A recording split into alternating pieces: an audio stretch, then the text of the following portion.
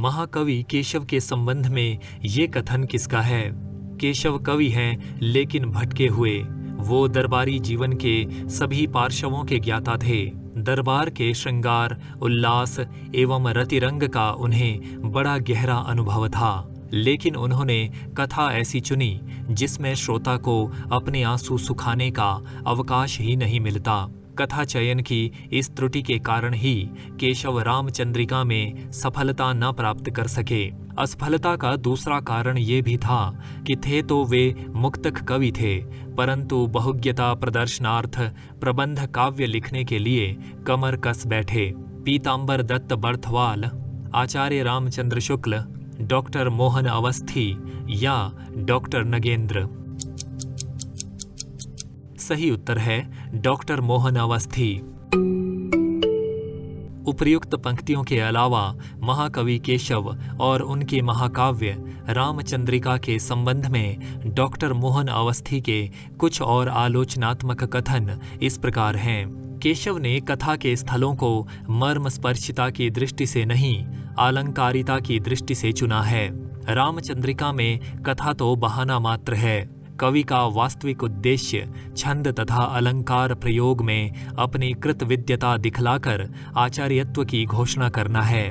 इस प्रवृत्ति के कारण उन्होंने न तो रसोद्रेक पर ध्यान दिया है और न पात्र मनोविज्ञान की परवाह की है। लेकिन इसका ये अर्थ नहीं कि उनमें कवि प्रतिभा नहीं थी।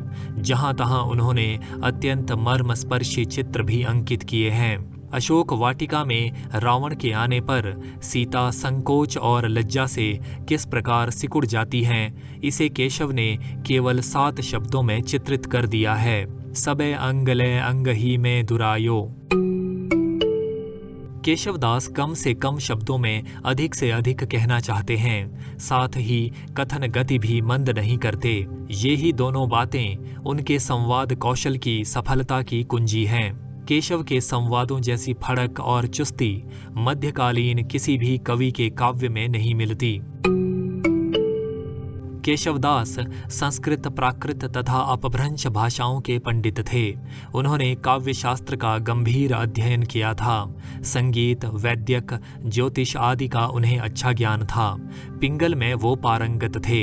इस सारी जानकारी का प्रदर्शन करने की प्रबल इच्छा से प्रेरित होकर उन्होंने राम कथा के विशाल मैदान से अखाड़े का काम लिया।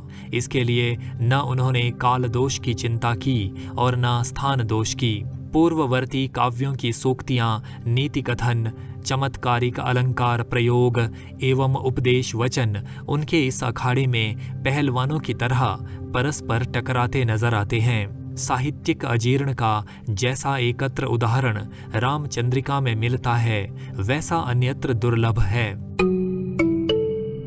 रामचंद्रिका प्रबंध रचना नहीं है। मंगलाचरण, नायक नायिका, सूर्यचंद, साय, प्रातः, रात्रि, युद्ध संधि, नीति एवं नाना छंदों के प्रयोग देखकर उसे महाकाव्य कहना वैसा ही है जैसे हीरा, मोती, कांच, मणि, गुंजा आदि के ढेर को माला की संज्ञा देना। रामचंद्रिका में अलंकार, छंद, नीति तथा विविध वर्णनों की राशियां स्थान स्थान पर लगी हुई हैं, परंतु इन सब को एक साथ अनुस्यूत करने वाले सूत्र का कहीं पता नहीं है। अधिक से अधिक उसे एक नाटक कहा जा सकता है या छंद एवं अलंकार का उदाहरण देने वाला एक बृहत रीति काव्य।